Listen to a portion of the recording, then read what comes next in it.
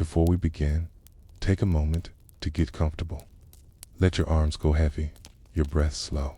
And as you listen, feel free to leave a comment sharing what time it is, where you are, and what city or village you're listening from.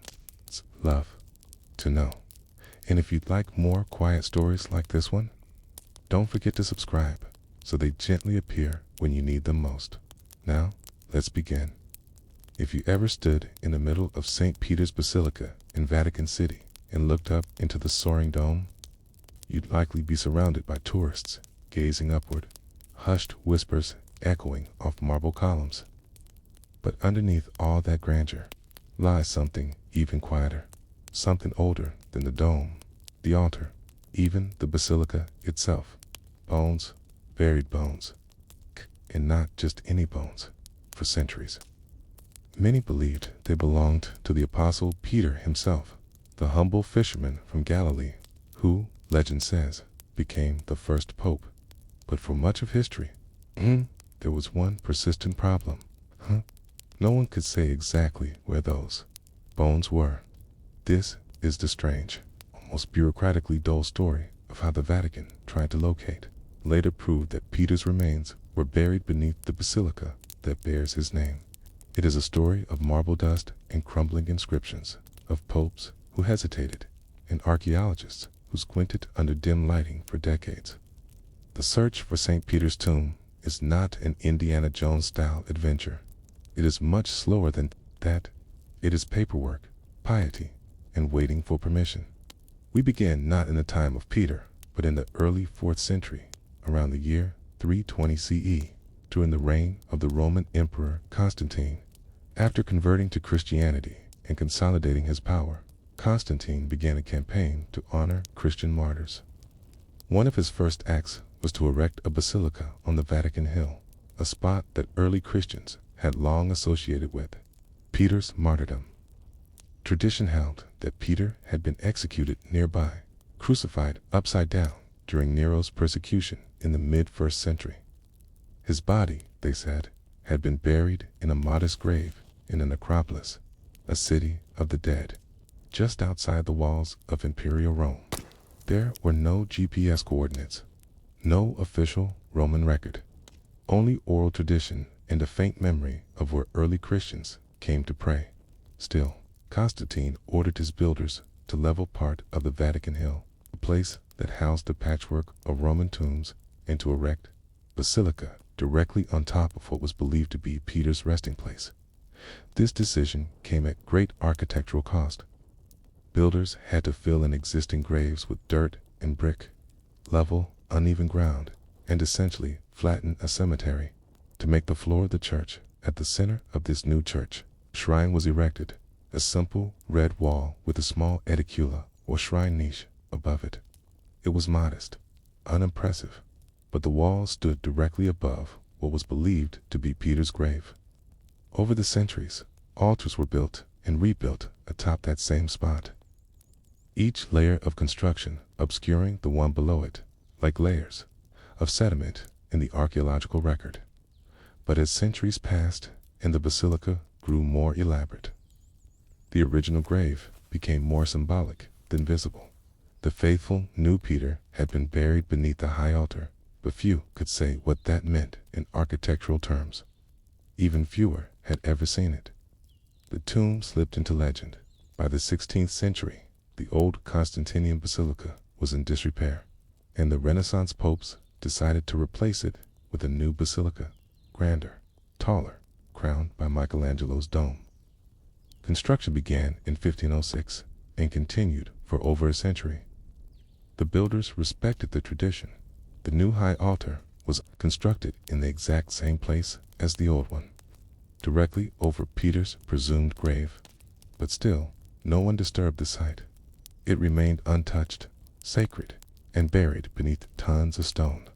And so, for 1,900 years, no one officially laid eyes on the grave of Peter until, that is, the 1940s.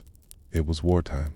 Pope Pius XII had long been interested in archaeology and Christian antiquity. In 1939, shortly after becoming pope, quietly authorized an excavation beneath the high altar of St. Peter's. It was a risky move. Digging under the basilica could cause structural damage, but Pius XII wanted answers. And in death, his curiosity gave birth to one of the most meticulous archaeological investigations in history. The excavation was handled with extreme secrecy. Only a handful of scholars and workers were involved. Their task to work in a confined, narrow trench beneath the basilica floor, beneath Bernini's massive bronze baldachin, and try to locate the original grave of St. Peter if it existed at all. The excavators began digging and quickly uncovered walls, fragments, and ancient tombs. What they had rediscovered was the ancient Roman necropolis Constantine had built over. It was remarkably well preserved. Painted walls, marble sarcophagi, pagan inscriptions, Christian symbols. They called it the Vatican necropolis, and it stretched far beneath the basilica, revealing dozens of Roman family tombs from the 1st to 3rd centuries. These weren't mass graves or catacombs. These were elaborate, above-ground burial chambers that once lined a Roman road leading out of the city. At the western end of this necropolis, Teen discovered a curious structure, a red wall, just like historical sources had described, and beside it, a small shrine with marble niches, possibly an early Christian memorial. Could this be the trophy of Gaius? It's a monument described by the Christian writer Gaius in the 2nd century as marking Peter's grave. A few feet below, they found a simple burial, a grave cut directly into the dirt wall. Bones had once been interred there, but had long since been removed. The grave was empty, so if Peter had been buried here, where were his bones? The archaeologists were careful. They documented every inch, made precise drawings, and resisted making bold claims. The Vatican eventually announced that Peter's grave had likely been found, but not the bones. But the story did not end there. In the years that followed, a new figure entered the scene, a woman named Margherita Guarducci. She was a classical scholar, not an archaeologist, and she was brought in to study the inscriptions on the red wall and surrounding tombs. She noticed something others had missed, a series of crude graffiti etched into the plaster near the red wall.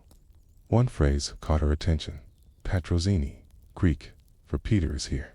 Guarducci became convinced that this was more than a coincidence. She re-examined the excavation reports and found a curious detail. A box of bones had been stored in a nearby wall, known as the graffiti wall. The bones had not been studied closely at the time. They had been moved during the dig to protect them. Guarducci asked for them to be re-examined. What followed was a long, painstaking process of forensic analysis. The bones were studied by anatomists, paleopathologists, and other experts. They belonged to a single individual, a robust man, likely in his 60s.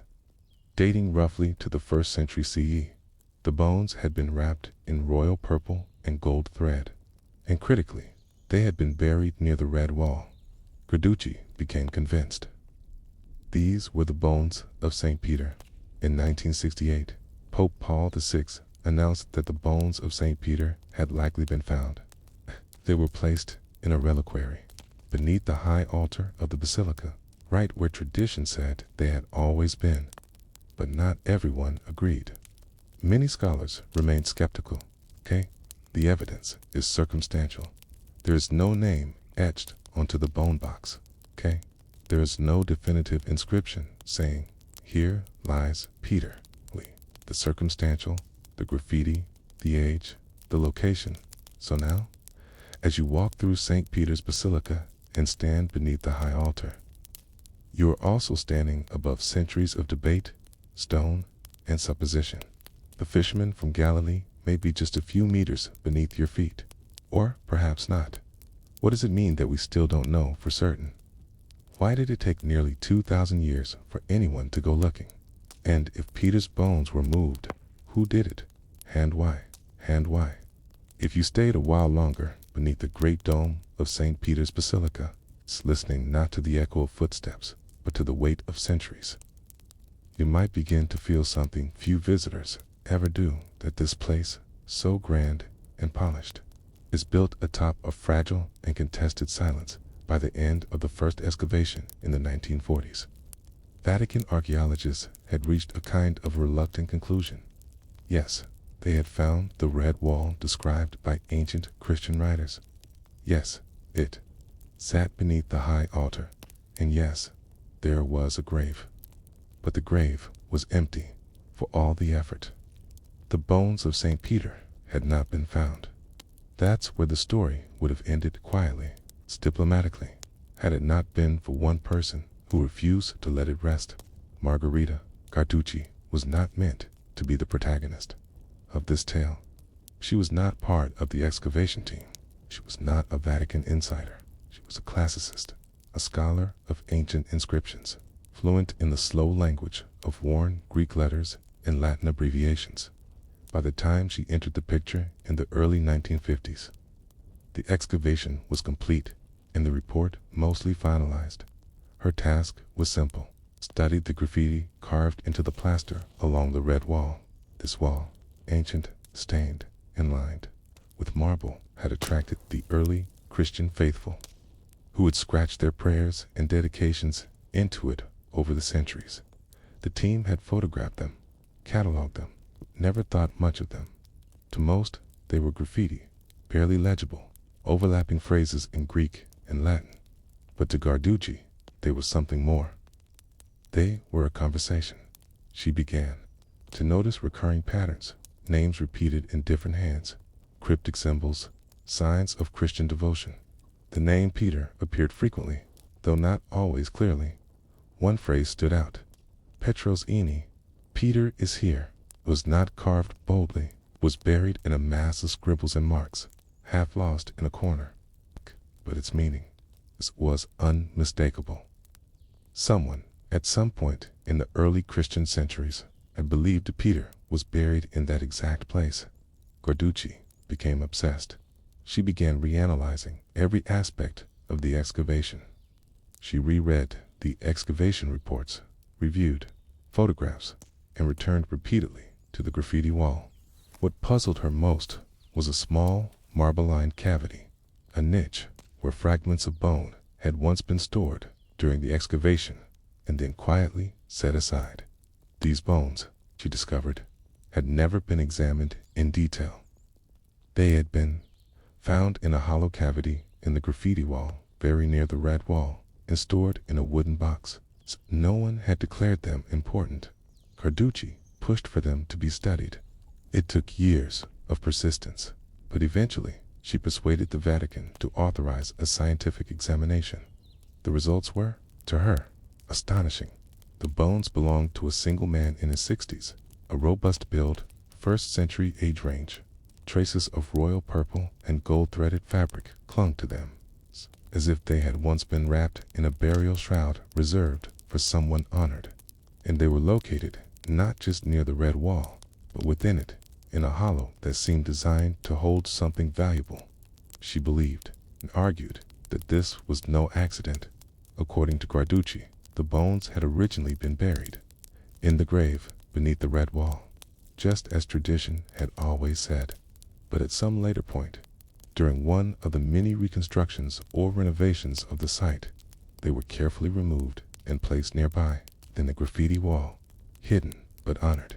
She believed this transfer was deliberate, likely by early Christians during times of unrest, or perhaps by Constantine's builders when they reinforced the site. Either way, the bones were preserved, respected, and kept near their original resting place. By 1965, Carducci was convinced these were the bones of St. Peter. The Vatican moved cautiously. Pope Paul VI reviewed the findings. After years of quiet deliberation, he made a public announcement in 1968, declaring that the bones of St. Peter had been identified in a way we can hold to be convincing. It was a momentous statement, though carefully worded, not an infallible declaration, not a doctrinal claim, but an acknowledgement that, after nearly 2 millennia, the bones of the first pope might have been found. The faithful rejoiced, but the academic world remained skeptical. Many archaeologists and historians questioned the evidence. The bones had no inscription. The burial context was complex. The phrase Petrosini was suggestive but not definitive. And the relocation of the bones from the original grave to the graffiti wall raised more questions than it answered. Carducci's theory required a certain faith, not just religious faith, but faith in her interpretation of fragmentary clues. And yet, her work reshaped Vatican archaeology. She became the official epigrapher of St. Peter's Basilica and continued publishing extensively on Christian epigraphy. She argued passionately, sometimes fiercely, against skeptics. Her belief never wavered, but not everyone inside the Vatican agreed with her. Some in the original excavation team felt she had overstepped, revising their work without sufficient collaboration. Others resented her growing influence. Over time, quiet tension emerged between camps, those who accepted her theory and those who remained unconvinced. Today, her name is less well known than it should be. Most visitors to St. Peter's Basilica have never heard of Margherita Carducci. They do not know the name of the woman who argued that she had found Peter beneath their feet, but her legacy lingers in the placement of the reliquary, in the Vatican's cautious affirmations, and in the ongoing curiosity of those who wonder what really lies beneath the high altar. Because even with Carducci's claims, the question remains, why were Peter's bones moved? Who took them from the grave and placed them inside the wall? And was that movement a desperate act of preservation, or a ritual hidden for reasons we still don't understand? The search for St. Peter's bones, as you may have guessed by now, is a strange confluence of history, faith, science, and human curiosity. Beneath the great basilica, amidst the grand altars, the marble columns, and the crowd of pilgrims that flood the space daily, lies a far quieter story, one of bone and belief, of dust and debate. Yet, even as the Vatican confirmed the bones' discovery in 1968, the deeper mystery lingered, unresolved. St. Peter, one of the 12 apostles of Jesus, was not just any Christian martyr. He was the first pope, according to Catholic tradition. And for many, his tomb beneath St. Peter's Basilica represents not just a physical location, but the center of the Catholic faith itself. To many, finding the bones of Peter is a matter of monumental spiritual significance. To others, it is more a matter of historic truth, link that would solidify the Vatican's legitimacy as the guardian of Christianity's most sacred legacy. However, as with all history, what matters most is not just the story as it unfolds, but the stories that are left unsaid, the unanswered questions that hang in the air like dust in a forgotten corner. By the time Margherita Carducci's theory gained traction, she had already spent years scrutinizing every possible detail of the Vatican necropolis. Her work was painstaking. Every inscription, every scrap of evidence had to be re-examined. And when the bones were placed in the reliquary beneath the high altar, there was a feeling in the air, even among the Vatican's hierarchy, that they had discovered something significant, but perhaps something they could not fully comprehend. Carducci's commitment was in some ways her greatest strength. She was convinced that the bones she'd found in the graffiti wall near the original tomb were indeed Peter's. However, her theory was not without opposition. The archaeological community remained divided, with many dismissing her conclusions as speculative.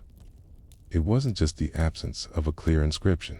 There were also unanswered questions about the remains. The bones, which were fragmented and mixed with others, seemed to be those of a person who had lived during the early Christian period. But could they truly be those of the apostle? One of the critical points of skepticism came from the absence of a definitive inscription. Catholic tradition holds that Peter's remains were the object of veneration almost immediately after his death. But there was no inscription on the tomb, no plaque marking the grave with his name. How could this be explained? Surely, after so much time, there would be at least one clear marker. Yet, even with these doubts, the evidence Carducci had presented remained compelling to many. The bones had been found near the spot where St. Peter was believed to have been buried, and the location itself made sense. Constantine's church had been built over the site in the 4th century, and the positioning of the bones suggested a deliberate placement, likely at some point in early Christian history. The absence of an inscription could be attributed to the danger and secrecy of those times, especially when the church was facing persecution. The Vatican's final declaration of 1968 did not end the debate, but it did place the bones in a position of relative authority.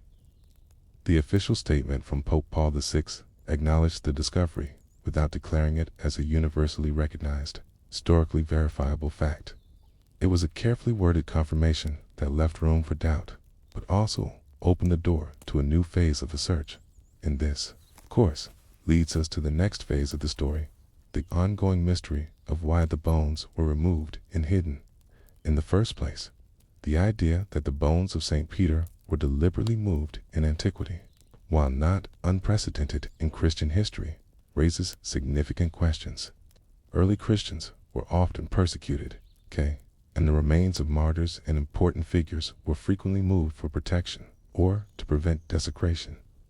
But the fact that the bones were removed and then hidden within the graffiti wall suggests that this act was not just one of protection, it was also one of preservation and reverence. Perhaps the act of moving Peter's remains was not simply a decision made by the early Christians, but by the imperial authorities, those who were establishing the new Christian empire under Constantine. After all, Constantine himself saw the Christian faith as something that would unite his empire, and the tomb of St. Peter was the linchpin of that unity. By moving Peter's bones, Constantine was not just protecting them, he was ensuring that the very foundation of the Christian faith would be grounded in a tangible connection to the early church. There is also a subtle irony in this process. By the time the bones were moved and placed beneath the red wall in the necropolis, the Christian community had already become a powerful institution, with Rome as its spiritual capital. The very bones that had been the object of persecution and hiding now became a cornerstone of the new Christian world. A world that would grow to be as politically powerful as it was spiritually influential. But the most fascinating aspect of this story is not just about finding bones. It's about the search for meaning and the idea of memory.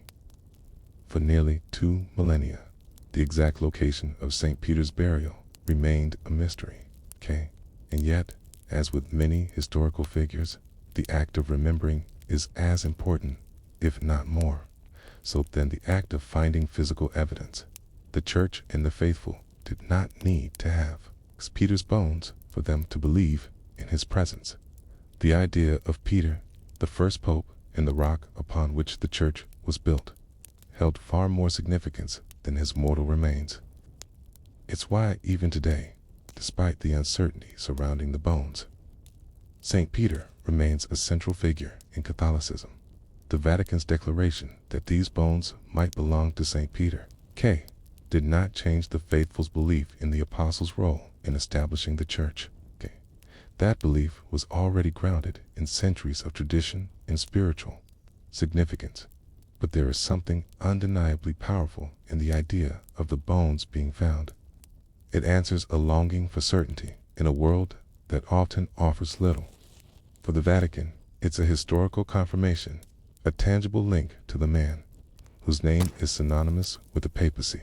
For the faithful, it's a confirmation of their belief in the continuity of the church, a link between the early church of Peter and the present-day papacy.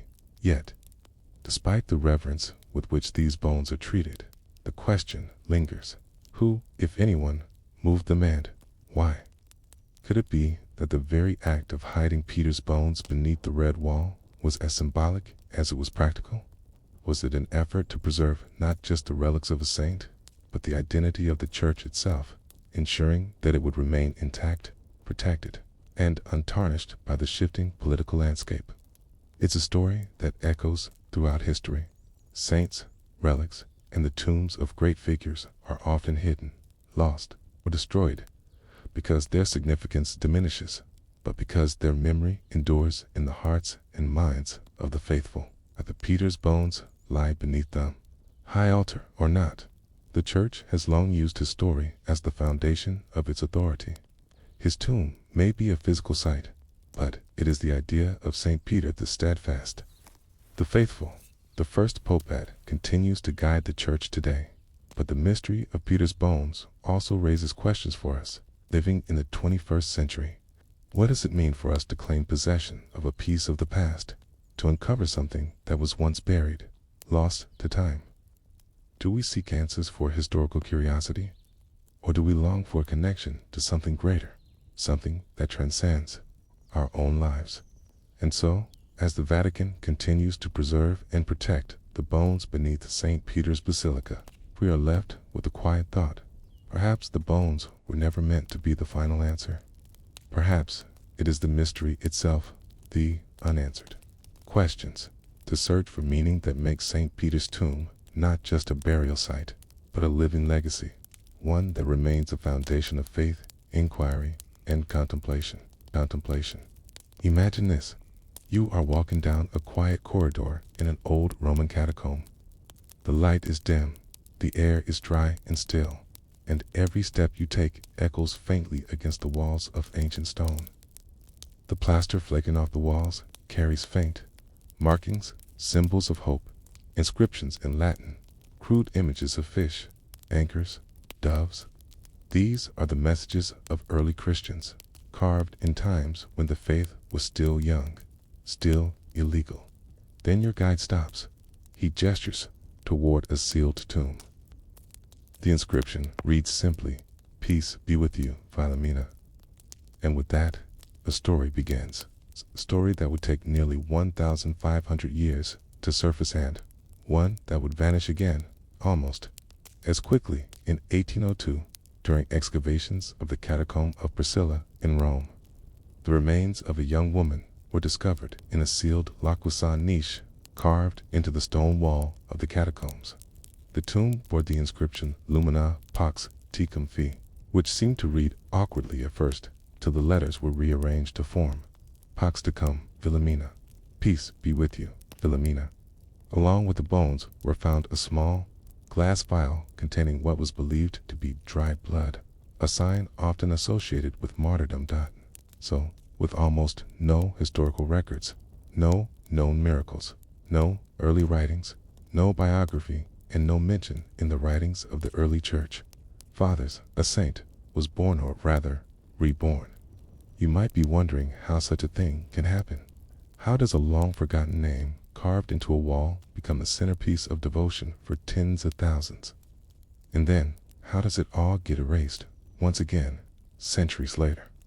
That is the strange and winding story of Saint Philomena, a saint who appeared from nowhere, rose to great heights of reverence in the Catholic world, and then was quietly and officially removed from the liturgical calendar in the 20th century. But why? Let's stay with her, one slow step at a time, to understand Philomena's curious place in history. You need to go back to the early 19th century, a time when Europe was rebuilding itself after the turmoil of the Napoleonic Wars. The Catholic Church, long under pressure from both secular reformers and revolutionary governments, was struggling to reinforce faith and tradition. It was a time when the rediscovery of ancient martyrs, relics, and stories of saintly endurance served as a kind of balm for a shaken and skeptical world. The remains discovered in the catacomb were transferred to the town of Magnano del Cardinale, a small village in southern Italy. It was there that the cult of Philomena truly began to flourish. Miracles began to be reported. People claimed healings. Local priests spoke of visions. A young girl had been found in the catacombs, martyred for her faith. What more powerful symbol could there be in an age yearning for stability and spiritual certainty. But the most important development came not from the clergy, but from a woman, Pauline Jerichot. Jerichot was a devout laywoman from Lyon, France, and a deeply influential figure in the Catholic revival movement. In 1835, she traveled to Magnano, seeking healing for a serious illness. She prayed before the relics of Philomena and claimed to be miraculously cured. Her testimony and her subsequent campaign of devotion to the young saint would turn Philomena into a spiritual phenomenon. Jerichot's public reputation gave credibility to the miracle, and soon Philomena's name began to spread across Europe. More reports followed, in Naples, Rome, Paris, and eventually even the Americas. Tales of Philomena's intercession grew in number. Statues were carved, medals were minted, prayers were written. Children were named after her. Churches were built in her honor. Within just a few decades, devotion to Saint Philomena had reached a level that most ancient saints took centuries to achieve. In 1837, Pope Gregory XVI officially declared Philomena a saint, something that rarely happened for saints with no formal historical record. He authorized public devotion to her and granted her a liturgical feast day. This was unusual, but not unheard of. The Church, after all, had long venerated early Christian martyrs with only minimal documentation. What mattered more, it seemed, was the fervor of devotioning, the spiritual fruits of belief. Philomena's rise was swift, widespread, and almost entirely built upon piety and trust rather than evidence. For most of the 19th century, she was adored. Her story was expanded through visions received by mystics, including a nun named Sister Maria Luisa of Jesus, who claimed that Philomena had appeared to her in a series of dreams and dictated her biography directly. According to those visions, Philomena was a young Greek princess who had vowed her virginity to Christ when she refused to marry the Roman Emperor Diocletian. She was subjected to brutal tortures, scourging, drowning with an anchor tied to her neck, and being shot with arrows, yet each time she was miraculously saved by angels. Eventually, she was beheaded, and her soul ascended to heaven. It was a powerful story, full of drama, full of suffering, full of divine rescue, but none of it was documented in any historical text. None of it could be verified. Still, in a time when stories of heroic virgin martyrs inspired the faithful, especially in rural and devout regions, Philomena's image was irresistible. She became the patroness of youth, of children, of purity, of desperate cases. Even the famous Cure d'Ars, Marie Vianney, one of the most beloved saints of the 19th century, was said to have had a deep devotion to her. But popularity, as history reminds us, is not the same as permanence. By the early 20th century, as historical scholarship and critical theology became more prominent in the Vatican's processes, a quiet discomfort began to surface. The story of Saint Philomena, though beloved, lacked the one thing the modern church increasingly required: evidence. No early church father had mentioned her. No ancient text referred to her life. Her supposed biography came from private revelations, the kind of source that held weight under ecclesiastical scrutiny. The only solid fact was the inscription on the tomb, and even that came under doubt. Scholars noted that the name Philomena might not have been her name at all. A T-slab that had been used to seal the tomb may not have been cut specifically for her. It was possible that the name had been pieced together incorrectly. The small vial of blood may have simply contained a sediment often found in tombs, not necessarily the remains of a martyr. The Church, now facing pressure to modernize and clarify its liturgical practices, began to reconsider. In 1961, following the reforms of the Second Vatican Council and a broader push for historical accuracy, the Vatican made a decision. Saint Philomena's feast day was quietly removed from the official liturgical calendar. Her name while not entirely erased, was no longer part of the official roster of venerated saints celebrated by the Universal Church. The reason given was not her lack of miracles, nor her popularity, but rather the absence of concrete historical evidence. To many, this was a quiet betrayal. To others, it was a necessary correction. After all, the Church had hundreds of saints with well-documented histories, martyrdoms, and theological significance. Philomena's case, built as it was on visions and oral tradition, could no longer stand up to scrutiny in the modern era. Yet, interestingly, the Church did not officially declare her not a saint. Her cult was never formally suppressed. Local devotion was still permitted. Her relics were still venerated in Magnano. Her image still graced altars, medals, and stained glass across the Catholic world. It was as if Philomena had been gently set aside, not exiled, not condemned, just shelved. She had once been celebrated with great fanfare.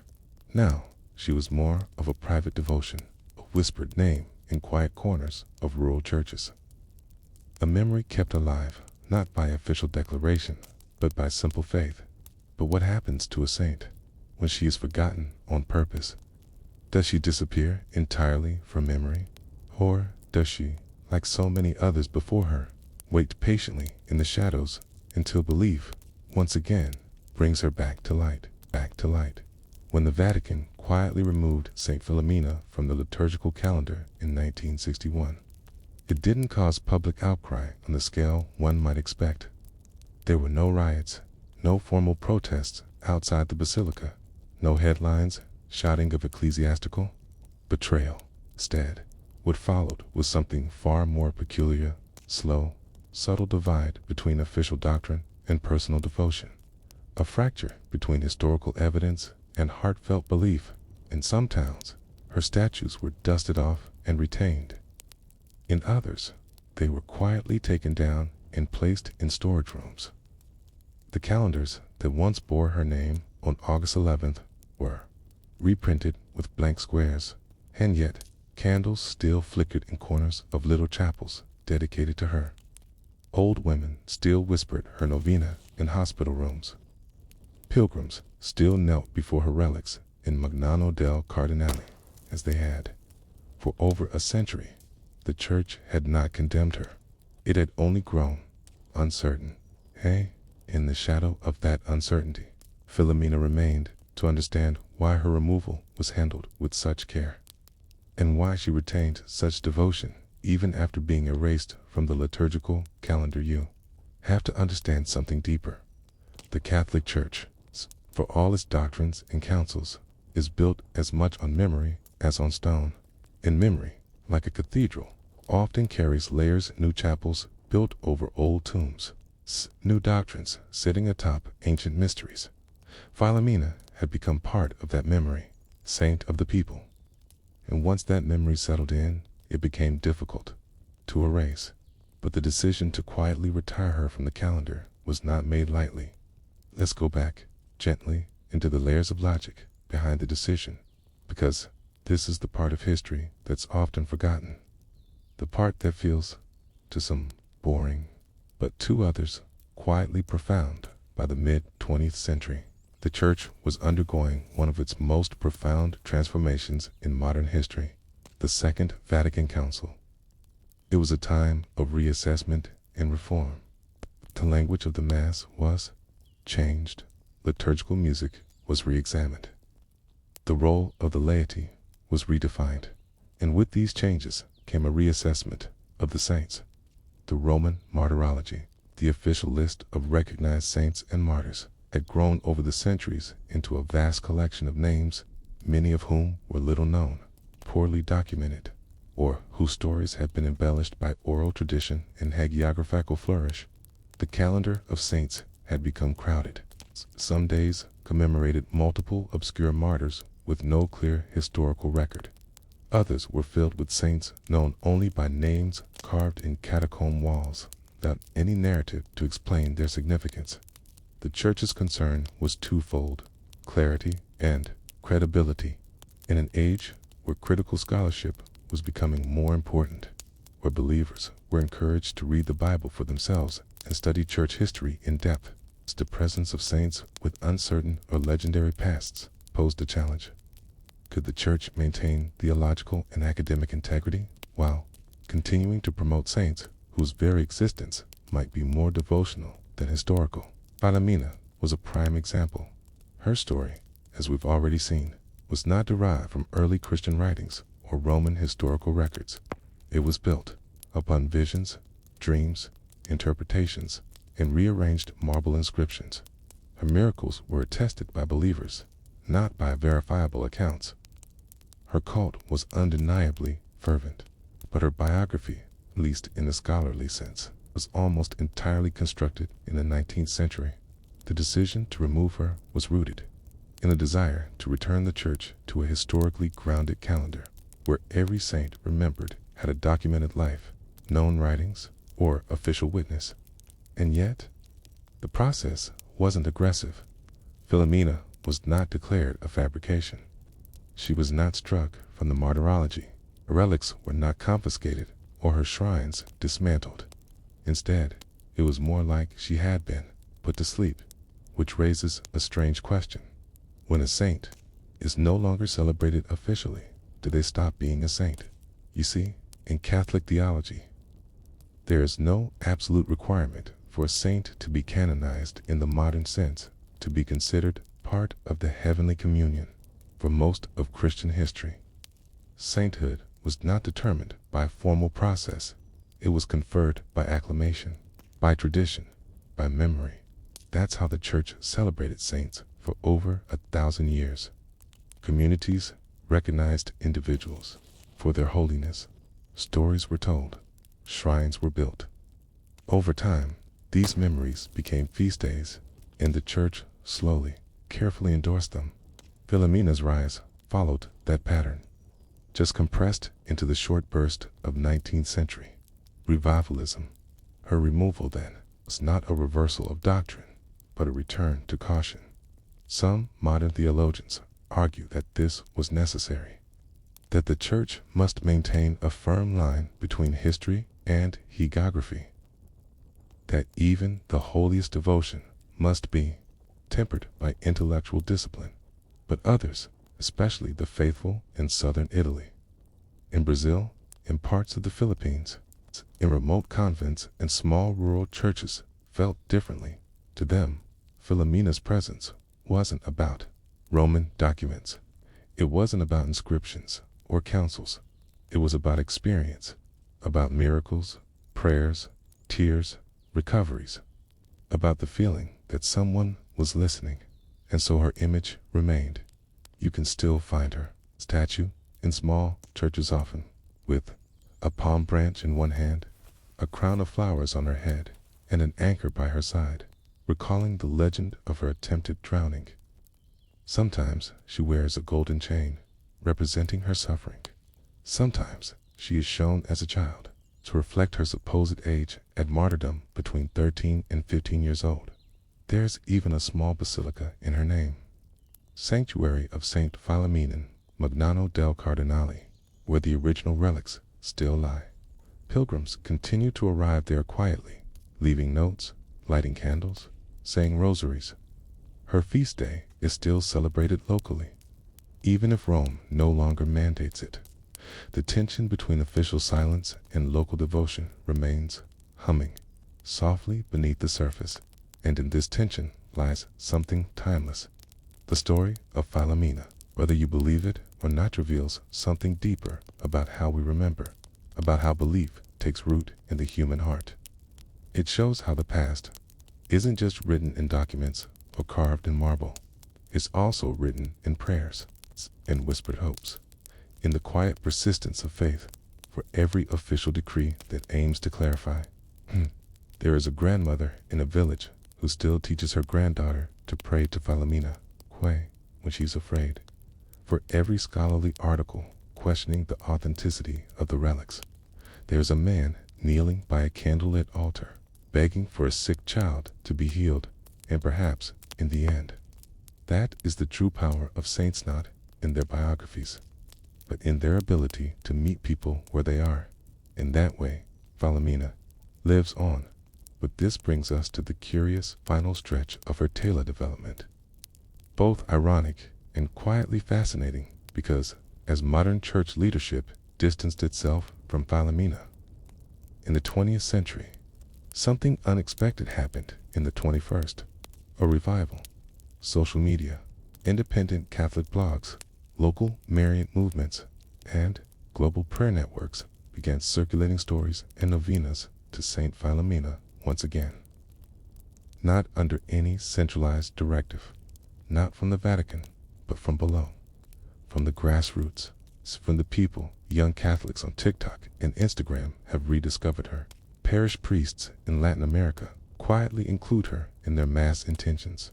Her name, once almost Erastus whispered once again, no longer in stained glass or PayPal decrees, but in pixels and prayer circles. It is as though she is returning not because history confirmed her, but because memory insisted on her, and, in a way, it's always been her story. The saint who rose from a tomb with a broken inscription, the saint who gave no sermons, left no writings, but somehow became beloved, the saint who was forgotten on purpose and yet refused to disappear. When a saint fades from calendars, but not from hearts, it tells us something unusual about the architecture of belief, something about how faith is both inherited and made. That tension between what the church decrees and what the faithful quietly preserve has never been fully resolved.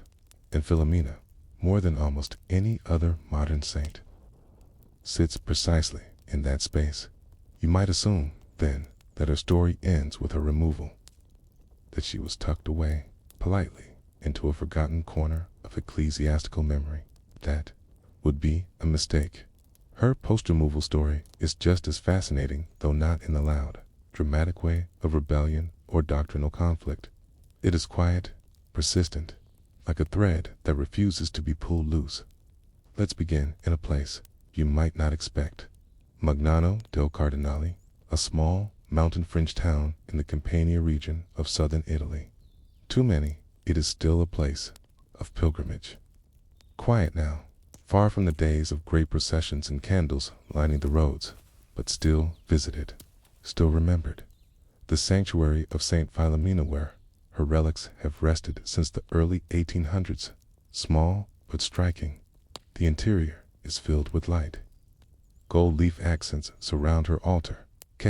Above it, a glass reliquary contains what are believed to be the bones discovered in the Roman catacombs in 1802, when her legend first began. A red sash lies across the case, and next to it, a small anchor, her supposed instrument of attempted execution. Each year, especially around August 10th and 11th, the town holds a quiet celebration. Devotees gather from across Italy and beyond. They carry her statue in procession through the narrow streets, flanked by musicians and slow-swinging incense. There are no grand declarations, just hymns, murmured prayers, candles flickering in old windows, despite being removed from the universal liturgical calendar in 1961. The Vatican has never forbidden devotion to Philomena. They simply ceased to promote it. It is a distinction both subtle and significant, because while she may no longer be listed in the Martyrologium Romanum, she was never formally decanonized. The Church does not unmake saints in that sense. So, she lives on in an ambiguous space, not officially commemorated, yet not condemned. Not celebrated by decree, but remembered by choice. And therein lies the paradox that makes her so enduring. What makes someone a saint? For much of church history, canonization was not a formal process. The early saints like Peter, Paul, Agnes, or Cecilia were recognized through local veneration. Their stories were preserved in oral tradition, art, and, eventually, liturgy. It wasn't until the 10th and 11th centuries that Rome began to centralize the process, and not until the 16th century that a rigid system of investigation, beatification, and canonization became the norm. Philomena's canonization happened during a curious in-between moment, Pope Gregory XVI authorized public devotion to her in 1837, following widespread reports of miracles. But he did so without a formal causa canonizationis, the modern investigative process. Instead, it was based largely on the devotional fervor and testimonial accounts of her intercessions, and some of these testimonies were striking. A French priest named Jean-Marie Vianney, known today as the Cure of Ars, and himself a canonized saint, was one of Philomena's most devoted supporters. He attributed many healings in his parish to her intercession, and often referred to her as my dear little saint. His endorsement carried significant weight. Likewise, Pauline Jericat, French laywoman and social activist, claimed to have been healed from a severe heart illness after praying to Philomena in 1835. Her recovery was so dramatic and public that it contributed directly to Philomena's rise in ecclesiastical favor. In Brazil, Argentina, and parts of the Philippines, devotion to Philomena became widespread in schools and convents. Her youthful image, gentle, innocent, and pure, resonated, especially with girls and young women. She became known as a patron saint of chastity, of young people, of hopeless cases, not by official proclamation, but by custom and prayer. The miracles attributed to her were mostly personal: recoveries from illness, protection during childbirth, emotional peace during times of despair. Nothing theatrical, just quiet interventions in private lives, and for many, that was enough. But by the 20th century, standards had changed, with modern canonizations requiring documented historical evidence, witness testimonies, and a verifiable biography. Philomena's lack of a historical record became a vulnerability. Her tomb inscription, Pax Tecum Philomena, was seen by some scholars as incomplete, possibly even misread. No contemporaneous accounts of her life existed. The visions that narrated her story were considered private revelation, and thus not suitable as the foundation for universal liturgical celebration. In 1961, under Pope John XXIII, the Sacred Congregation of Rites reviewed the calendar as part of the broader liturgical reforms. Philomena was among the saints removed, not declared false, just deemed insufficiently supported by historical evidence. Her removal sparked confusion. Devotees wrote letters. Pilgrims asked questions. Some feared it was a signal that she had been declared a mistake, or worse, a fabrication. But the Vatican issued no such statement. Instead, it remained largely silent. Local bishops decide whether to retain or phase out public devotions. This ambiguity has led to something rather rare: a saint who exists in a kind of ecclesiastical twilight, not in the light of official promotion, but not consigned to the darkness of denial. The modern rediscovery of Philomena is shaped, in part, by this ambiguity. In an era of decentralized information and digital devotion, saints no longer live solely within the walls of churches or the pages of liturgical calendars. They live in Facebook prayer groups, in Instagram images, in TikTok novenas whispered over music, in YouTube channels that retell their lives with reverence and mystery. Philomena has found a second life in these spaces. Many young Catholics, especially in countries with strong Marian traditions, are drawn to her simplicity. She requires no elaborate theology to be understood. Her story is one of purity, endurance, and quiet miracles. She is a saint for those who feel unseen, unhurt, those who don't quite fit the model of grand martyrdom or scholarly sainthood. Her name is often found on the lips of the sick, the poor, and the desperate, not in public cathedrals, but in whispered bedside prayers. And in some ways, that may be where sainthood matters most, because when you strip away the vestments, the doctrines, and the marble statues, what remains is the core idea that someone, somewhere, sees you, that suffering is not ignored, that hope is not foolish, and in the flickering flame of a candle lit for Saint Philomena, that idea persist. So, what do we make of her legacy? Is she a relic of 19th century enthusiasm, preserved by sentimental devotion, a mistake of overzealous visionaries? Or is she something else, a reminder that holiness can outlive bureaucracy? That memory, once set in motion, cannot be easily unwound. The Church, in its wisdom, allows for both possibilities. It no longer insists on her commemoration, but it does not forbid it either. Her relics remain. Her sanctuary is open. Her name is still invoked in personal prayer. And perhaps that is enough. Perhaps Philomena, the daughter of light, as her name suggests, was never meant to be a saint of officialdom. Perhaps she was always meant to be a quiet, flames, small, persistent, hard to extinguish.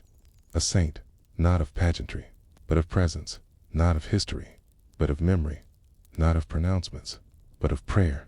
And so, under the gentle ceilings of that little Basilica in Magnano del Cardinale, she remains, not because the world insists on her, but because someone still lights a candle, still kneels, still believes, and that, in the end, may be the most lasting sainthood of all. You're not imagining it. The name really does sound made up. Saint Expets. It seems too convenient. It's too literal, especially when you learn what he is the patron of: urgent causes, speedy solutions, exam deadlines, job interviews, lost luggage, desperate prayers whispered in the final minutes of chaos. Saint Expeditus is the patron saint of everything rushed, last minute, and entirely human. But unlike the saints whose stories were written with time and care, the tale of Expeditus unfolds like something delivered in haste, full of gaps, shadows, and oddities. There is no clear account of his life, no official biography penned by early scribes, no firm historical placement, and yet, somehow, he has been venerated across Europe, South America, and Southeast Asia for centuries. It's as though someone opened a dusty Roman box, pulled out a name, and the world never quite knew what to do with it. So let us go back carefully, slowly into the curious fog where his story begins. The earliest trace of Saint Expeditus appears not in a scroll, but in a sarcophagus. The story goes that in the early 18th century, in a Roman catacomb, a sealed coffin was unearthed. It bore no elaborate carvings, no gold leaf, just a simple inscription: Expeditus, taste. That's all. Not Saint Expeditus, test. Just the name. It's like a label hastily affixed to a parcel. There are two interpretations of what that name might have meant. One is that Expeditus was indeed the name of a Roman soldier, a real person. Cabs, a centurion who converted to Christianity and died during one of the early persecutions, possibly under Diocletian in the early 4th century. This would have placed him among thousands of nameless martyrs buried quietly, honored locally, and gradually forgotten by time. The second interpretation is far stranger. Some scholars have suggested that the name Expeditus wasn't a name at all. It may have been a shipping tag, an indication to clerics and handlers that the contents of the box should be expedited, delivered quickly. According to one long-repeated legend, a crate of relics was sent from the Vatican to a convent in France, and the word expedite written on the lid. When the sisters opened the crate and found the bones inside, they misunderstood the label and assumed it was the name of the saint. Expeditus was born, quite literally, by mistake. There's no firm evidence to confirm this tale, but its persistence is telling. It reflects how many have viewed him an accidental saint, a holy mystery, an answer to prayers nobody had time to phrase properly. And yet, for four figures supposedly born of error or haste, the cult of Saint Expeditus spread with remarkable speed. By the mid-18th century, it's being venerated in Sicily, Naples, and southern France. In Palermo, a church was dedicated to him. In Paris, his name appeared in prayer cards in the shadowed corners of Europe, where Desperation often ran ahead of doctrine. He became a saint of the people. You didn't need a cathedral to pray to him, just a problem. His iconography is one of the few areas where the record is oddly consistent. Saint Expeditus is almost always depicted the same way. A Roman soldier, young and clean-shaven, wearing a short tunic and armor. One foot crushing a black crow beneath him. In one hand, he holds a palm branch, the traditional symbol of martyrdom.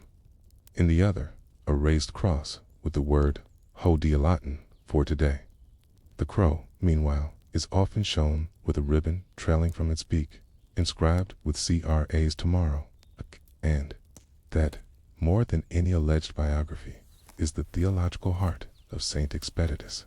He is the rejection of delay, the champion of action, the embodiment of the urgent moment. The symbolism is blunt. Crush procrastination. Act today. Do not delay in doing good. It's a message so straightforward it borders on motivational poster material.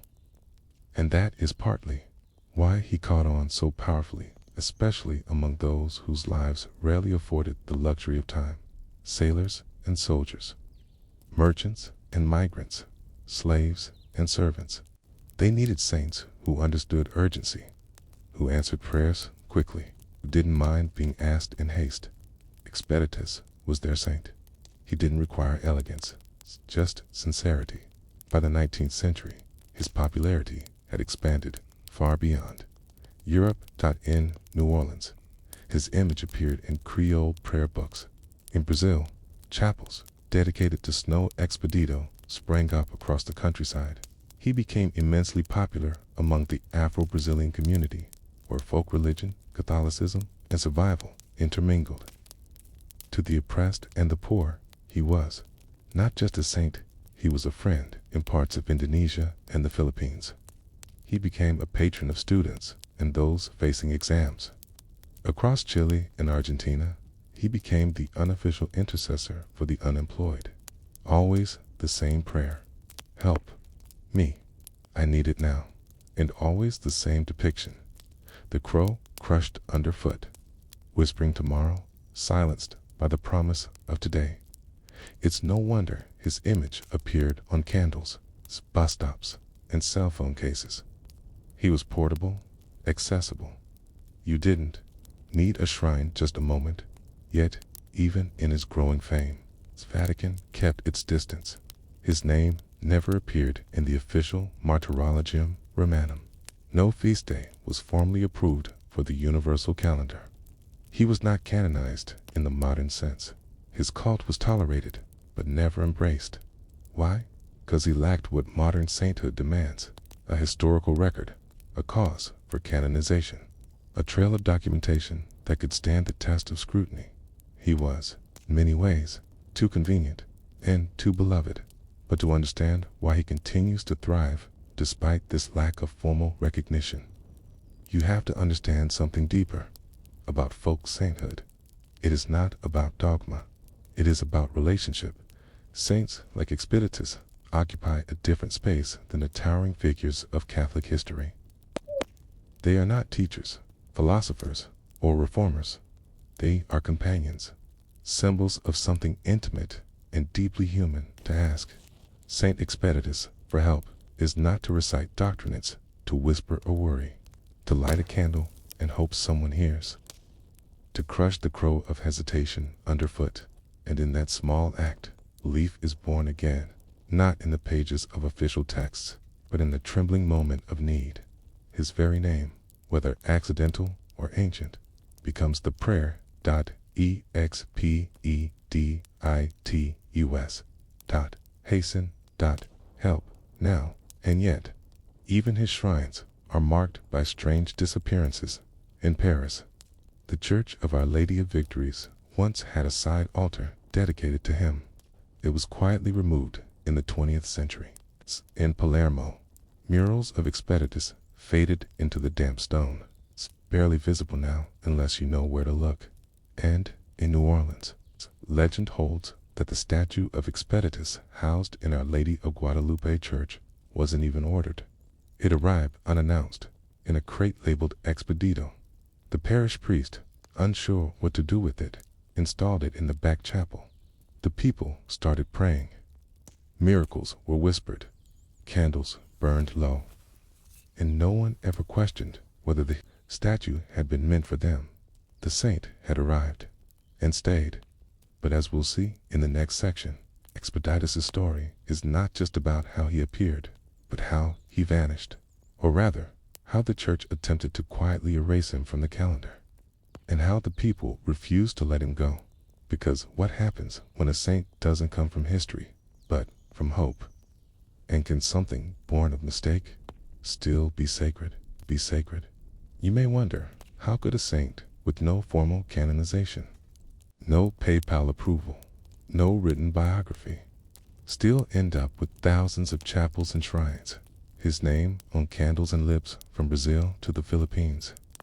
The answer lies in a quiet tug-of-war between the people who venerated Saint Expeditus and the institution that never fully welcomed him. This tension between belief from below, skepticism from above, would come to define his fate throughout the 20th century. Let us begin in Rome, not the ancient Rome of martyrs and emperors, but the modern Vatican of curial offices, typewritten memos, and quiet decisions that shape religious memory. By the early 1900s, the Catholic Church had begun tightening its standards around sainthood. The Council of Trent had already called for greater rigor centuries earlier, but it wasn't until the late 19th and early 20th centuries that canonization became a truly formal legal process, complete with documentation, investigation of miracles, and theological vetting. Gone were the days when local veneration alone could make someone a saint, and this new system had little room for someone like Expeditus. He had no known biography, no positio, the detailed case file required to be considered for canonization, no verified miracles recognized by the congregation for the causes of saints. Worse still, its origin story was shrouded in what Vatican officials politely called pious misunderstandings. The rumor that his name came from a shipping label was never officially confirmed, but it was damaging enough to cast doubt. So, in 1906, the Vatican quietly issued a judgment. Saint Expeditus was not recognized in the Roman Martyrology, the Church's official list of saints.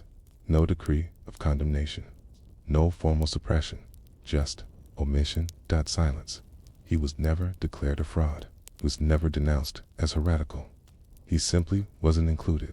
And in Catholic bureaucracy, that absence was louder than any rejection. But the people did not notice, because people weren't checking official liturgical books in rural Brazil. They weren't reading theological journals in the fishing villages of southern Italy or the hills of the Philippines. They were praying, lighting candles, slipping notes beneath his statues, naming their children Expedito and Expeda.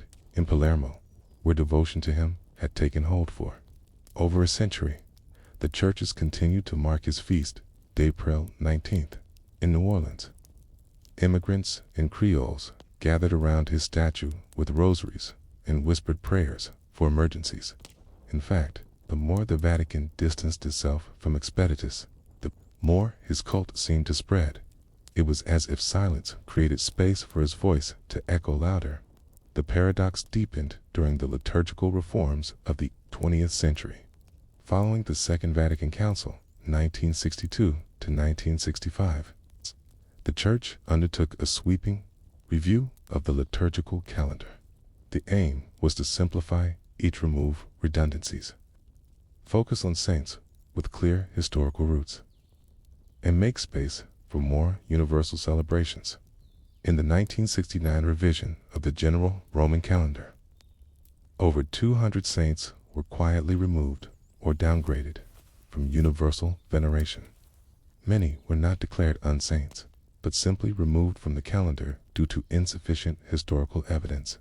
Saint Christopher, Saint Philomena, Saint Ursula, even beloved figures like Saint Valentine were demoted, and Saint Expeditus, he wasn't even on the calendar to be removed.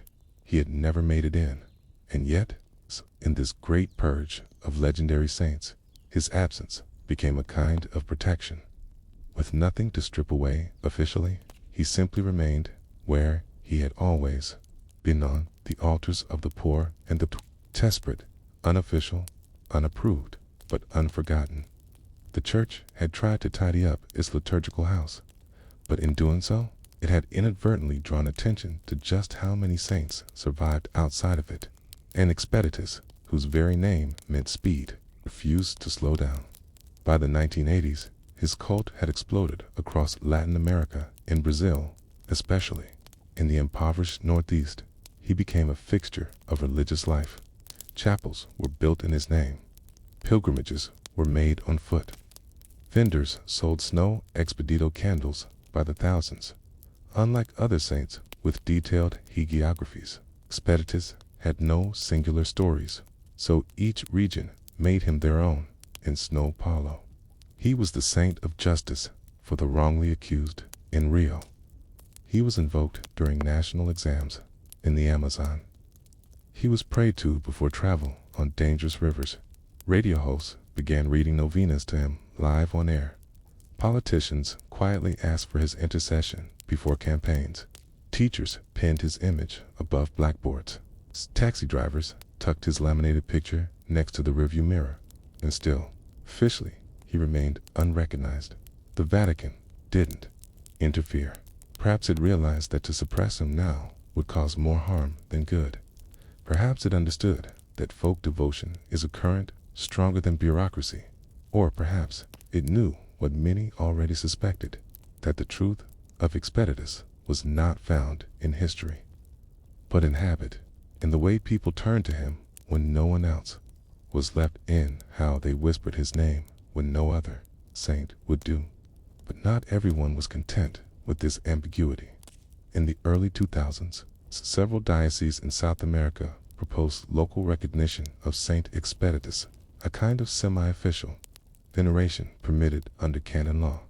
Under these provisions, a local bishop could approve a saint's cultus for regional use without requiring full canonization. It was a compromise, a way to meet people where they were without rewriting the rules for all. But even here, some theologians hesitated. You allow one mistake to become a precedent. What does that mean for the rest of the calendar? What if the expedited saint had, in fact, never existed? What if his name truly was a shipping label? Would that invalidate the millions of prayers said in good faith? Would it make the candles less warm, the help less real? And what, after all, was a saint? Was it a historical figure? Or was it a relationship? In recent years, the debate has quieted. Again, Saint Expeditus remains officially unrecognized. His feast day, April 19th, passes without mention in the Vatican's calendar. No major basilicas carry his name in Rome.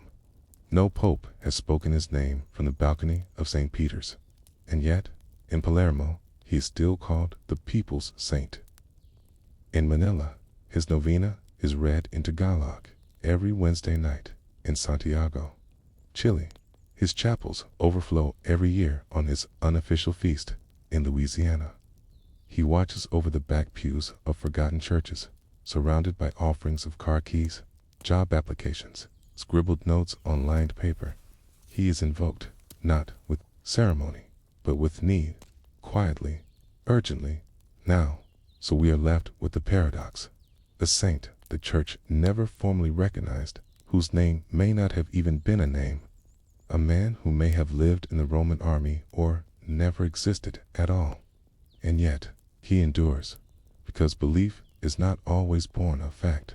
Sometimes it's born of the moment you have nothing left to try, and you light one last candle, because even a name written in haste can become holy. But what does that mean for the idea of sainthood itself?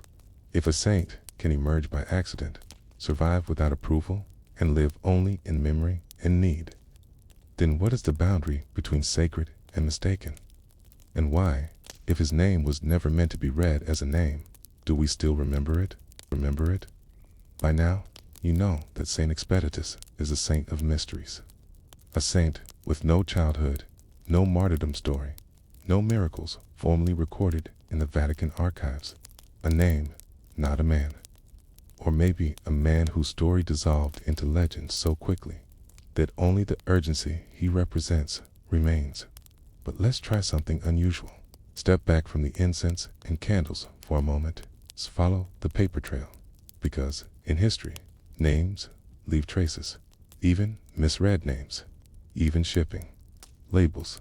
We begin in Paris, 1781. A crate arrives at a Carmelite convent in the Rue de Vaugirard. It's heavy, ornate, and sealed in wax. Inside are bones, relics, supposedly, from a Roman catacomb. They are accompanied by a brief tag that reads, Expeditus. The nuns assume this is the name of the saint, a cane. They open the crate, reverently, dress the skeleton in red Roman military garb, and place it in a glass reliquary. Within weeks, local devotees begin praying to him as the quick helper, the one who answers fast. Word spreads quickly. Pilgrims arrive from the countryside.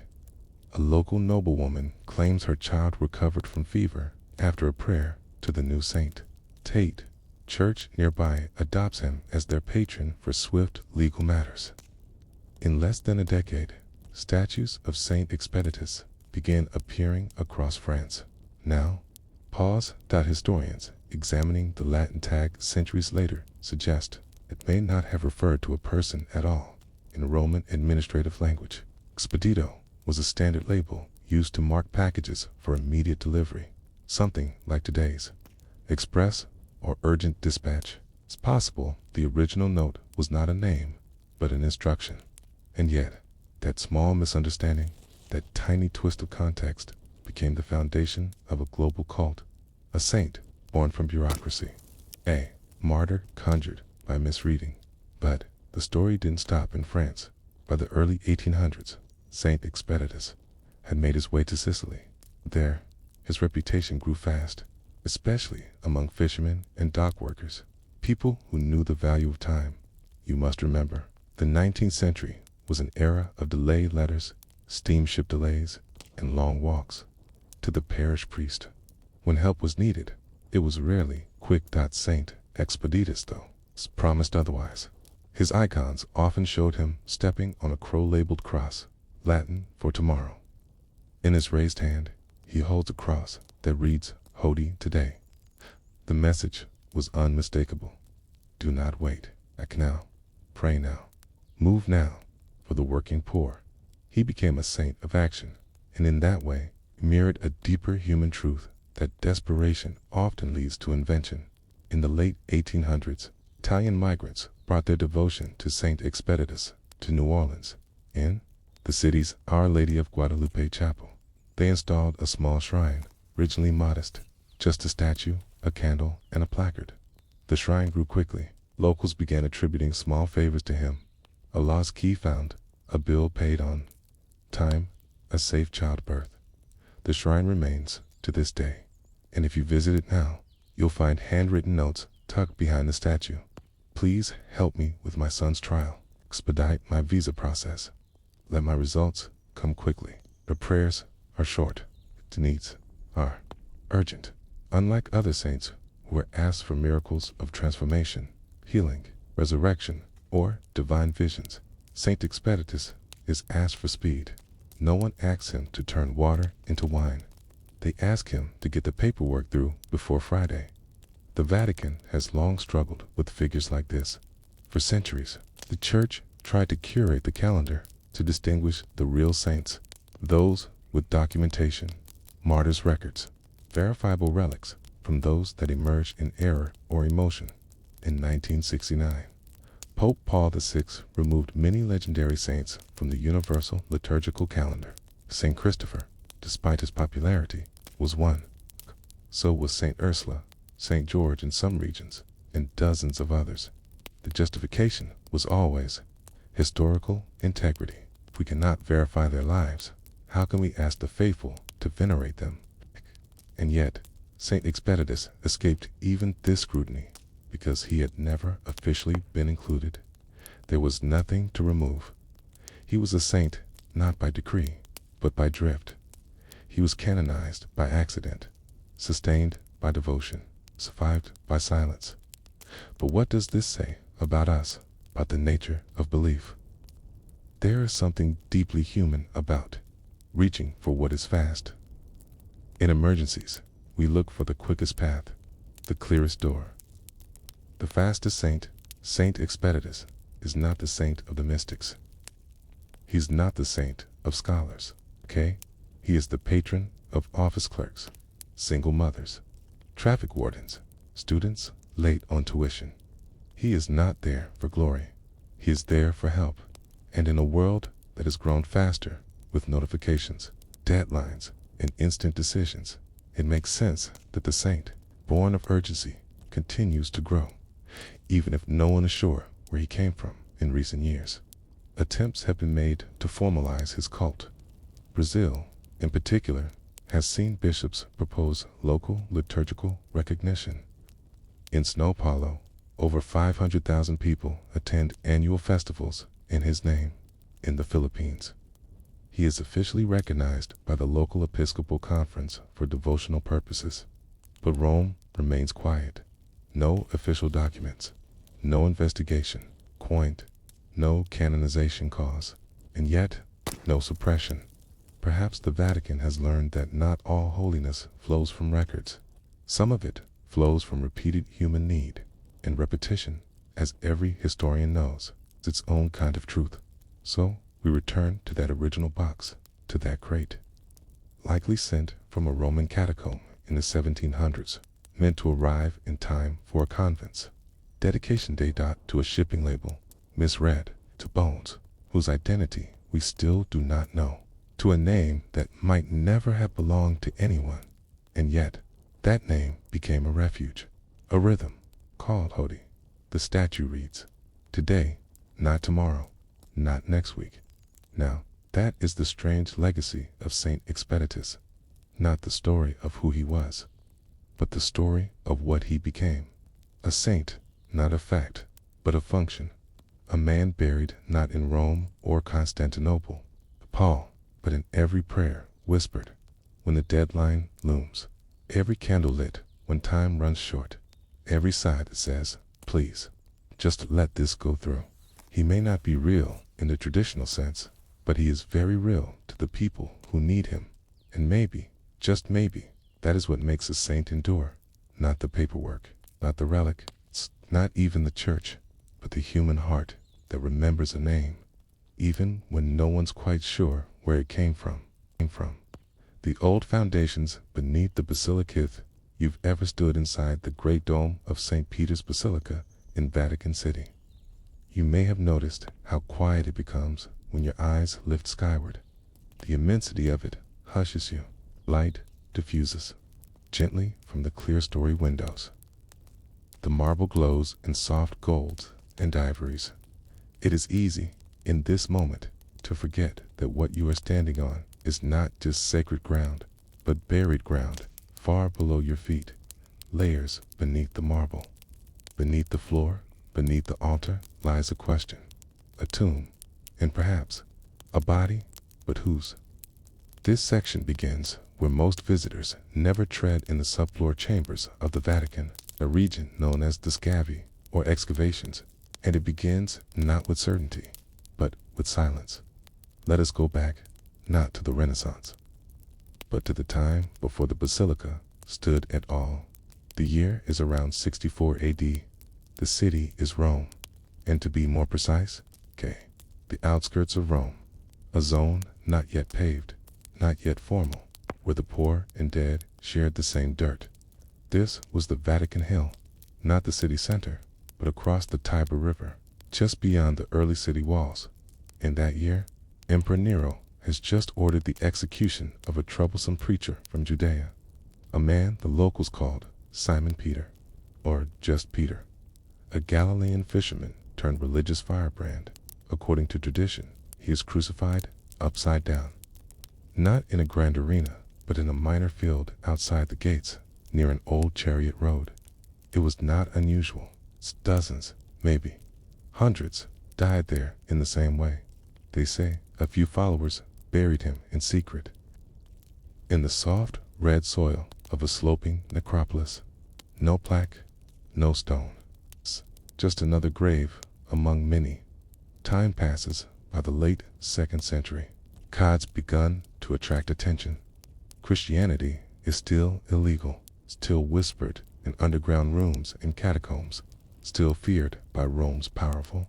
But rumors grow of Peter's bones lying beneath the hill. A small shrine is erected, barely more than a niche, marked with Christian graffiti. It is, by all accounts, unremarkable. But to the early church, it becomes a compass, a direction in the fog, a site to pray to war. By the 4th century, the world changes. Emperor Constantine, first ruler to legalize Christianity, commissions a basilica on the spot. The first St.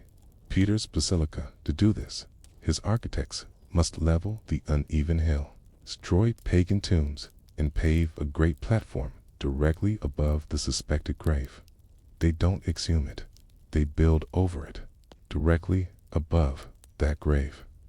They place the high altar, and thus the strange vertical architecture of Vatican history is born. A martyr's bones, a dirt grave, a pagan cemetery, a Constantinian church, a Renaissance dome, all stacked like a geological record of faith and empire. Centuries pass. The basilica decays. Pope after pope adds embellishments, altars, chapels, replaces floors. By the 1500s, it is in ruins. The current structure, the one most people know, is a Renaissance rebuild, begun in 1506 and completed over 120 years later. Michelangelo shapes the dome. Bernini sculpts the baldachin above the altar. But no one touches what lies beneath. The popes know a grave is down there, but no one knows for certain what it holds until 1939, the death of Pope Pius XI set things in motion.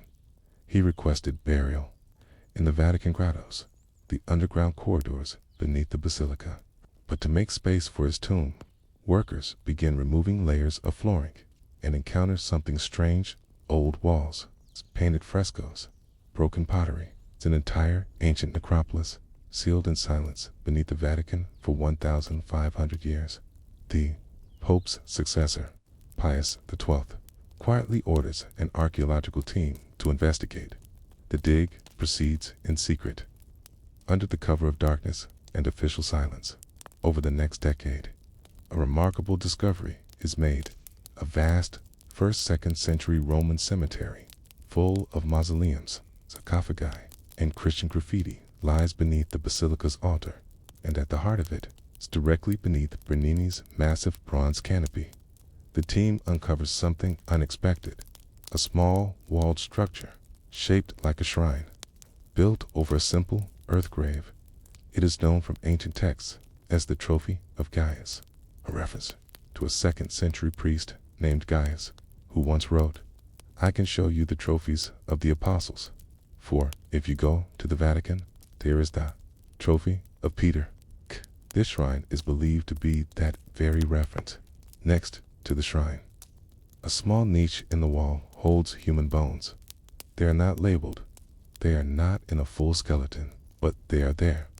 Now the question becomes, are these the bones of Peter? The team faces a dilemma. Scientific rigor must meet centuries of faith. The bones are tested quietly. Carbon dating suggests they are from the 1st century. The skeleton belongs to a man in his 60s or 70s. He is robust. His feet are missing. This detail, the absence of the feet, matters because tradition claimed Peter was crucified upside down, and when taken down, his feet were too mutilated or severed to bury. But here lies the problem. No name confirms the remains. No inscription. It's bones in a wall. The church makes no official pronouncement until 1968. Pope Paul VI finally breaks the silence. He announces that the bones discovered beneath the basilica next to the shrine have been identified in a way we believe to be convincing as those of St. Peter. They are placed in a sealed bronze box, and today That box rests beneath the main altar, the exact center of the church. Above it, the baldachin. Above that, the dome. And far above that, the cross that marks the center of the Catholic world. A single body, a possible fisherman, perhaps one among thousands executed in Nero's Rome, and yet one whose grave transformed into an empire's compass. But here, the silence creeps back in, because what if it's not Peter? What if the bones belonged to another man entirely? Another martyr? Another victim? What happens when faith builds a monument on a maybe? That question hangs in the air like the dust in the crypt, and that is where we must pause at the threshold between evidence and belief, between soil and story. The silence of the walls. If you were to walk through the Vatican necropolis today, you'd find yourself in a long corridor, barely wide enough to stretch your arms. It is humid, dim, quiet, except for the gentle humming of electric lights tucked behind protective panels. The floor underfoot is not ancient spin reinforced with modern supports, but the stones around you still breathe the dust of centuries. And down here, in this strange, buried city of the dead, history does not shout, it murmurs. The walls whisper in Latin, Greek, and even crude graffiti.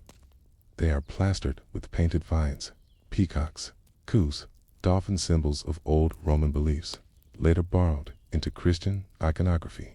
Some tombs are humble, nothing more than brick and nameplates.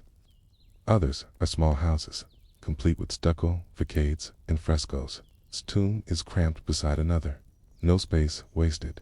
It is a cemetery built on the slope of a hill, which means the deeper you go, the older the graves become.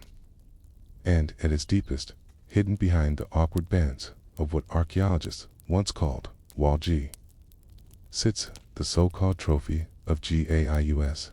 It is not beautiful. It is not majestic. It is not what one would expect to lie beneath the greatest church, King Christendom. But its power is not in its appearance. Its power is in what it represents. The trophy is a shrine built sometime in the mid-2nd century AD, composed of broken marble, bricks, and repurposed architectural fragments. It resembles an inverted U, like a crude doorway placed over a patch of soil. No grand carving, no gold, just a quiet insistence. The shrine itself was hidden for centuries beneath layers of later construction. When Emperor Constantine decided to build the first St. Peter's Basilica around 319 AD, he ordered a massive leveling of Vatican Hill to create a flat platform for the church. In the process, the original necropolis was cut into. Some tombs were destroyed, others entombed deeper still. But Constantine ordered the shrine left intact. Not only that, he ordered a memorial structure, a sort of stone box, to be built around it. This was to mark the site of the apostles' resting place. And then, on top of that box, century after century, the high altar was raised again and again. What began as a patch of soil beneath a brick arch grew into a multi-layered monument of sacred architecture. Each layer forgotten, each layer preserved now. Back in the 1940s, as the excavation team of Jesuit scholars, archaeologists, and Vatican officials worked in tight secrecy, they noticed something strange. Behind the trophy of Gaius, a wall that had once been painted red, they discovered a niche, and inside it, human bones. These were not laid out like a burial. They were crammed, not a full skeleton, no feet, only fragments, bones of an elderly man, placed deliberately in a cloth-lined cavity. At first, the team was unsure what to make of it. Why not a full body? Why in the wall, not the grave? Why no inscription? And here, the debate began. One of the key figures in this investigation was Margherita Garducci, a professor of epigraphy and an expert in ancient inscriptions. She was brought in later in the process and was the one who connected the dots between the graffiti, the architecture, and the tradition. She studied the red wall carefully, noticing strange scratches in the plaster, some barely visible Greek letters, abbreviated prayers, symbols, inscriptions like Petrosini, Peter is here. Others bore Christian symbols of fish and keys commonly associated with St. Peter, who was said to hold the keys to heaven. Garducci argued that these bones discovered in the red wall, not the dirt grave, had been moved at some point, perhaps when Constantine was building the Basilica, perhaps to protect them. To her, this was no accidental placement. It was deliberate, reverent, and perhaps final. But not everyone agreed. Some scholars were skeptical. Why were there other bones discovered in the dirt grave itself? Those were from multiple individuals, men, women, even animals. Could they have been random burials? Or were the relics misidentified? Why were the bones in the red wall found without a skull? And why, after centuries of silence, was the Vatican so hesitant to make a firm declaration? In 1965, a full report on the excavations was published. 3 years later, Pope Paul VI made a cautious statement that the bones had been identified in a manner that we believe convincing. He did not say, "These are Peter's bones," but he said enough for the faithful to believe. Since then, the debate has not ended. Archaeologists, historians, theologians, skeptics still argue over the findings. The Vatican, for its part, has maintained both reverence and restraint. The bones are now preserved in a bronze box, placed in a clear niche in the crypt chapel. Behind protective glass, pilgrims can see them, though few know what they're looking at. They are shown not the bones themselves, but a replica of the shrine. A plaque explains that this is the traditional burial site of St. Peter, but no DNA, no definitive proof. It's only the weight of tradition, and this returns us to a strange truth. The Basilica, the most sacred site in Catholicism, may be built atop a body, but it is faith that makes the foundation. Peter's grave became a symbol long before it became an archaeological site. His martyrdom was invoked by early Christians, not because of where he was buried, but why he died.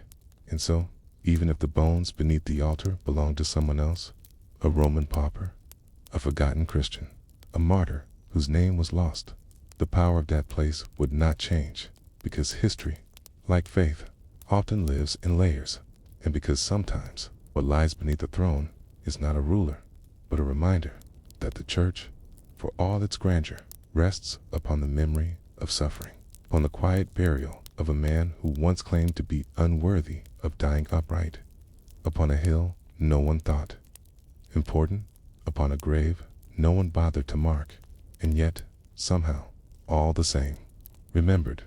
But here the trail grows faint again, because even if these bones are Peter's, why were they hidden? Why not laid out with honor in Constantine's time? Why were they dismembered, then sealed in plaster behind a red-painted wall? And, if not Peter, who else might have deserved such a secret shrine? What makes a man worth burying beneath the throne of popes?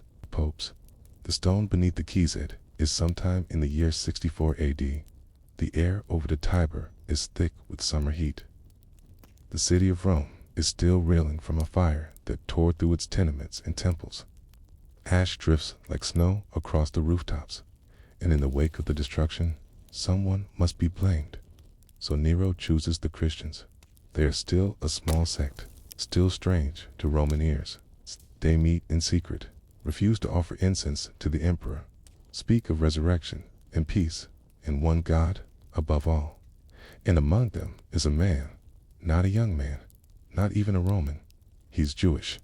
He speaks Greek with a Galilean accent, and he has a rough voice from years of preaching in marketplaces. They say he was once called Simon, but now he is known as Peter. The historical record does not tell us exactly how he died. The Gospels do not mention it. The letters attributed to him end before his final breath, but early Christian tradition is almost unanimous. Peter was executed in Rome. Some sources say he was crucified upside down at his own request, not wanting to die in the same posture as Christ. Others say he was buried nearby, outside the city walls, along the Via Cornelia, as Roman law required. There is no monument, there is no fanfare, just earth and time. And then something begins to happen. Over the decades, other Christians begin to visit the site. They come not with wealth or power, but with quiet prayers.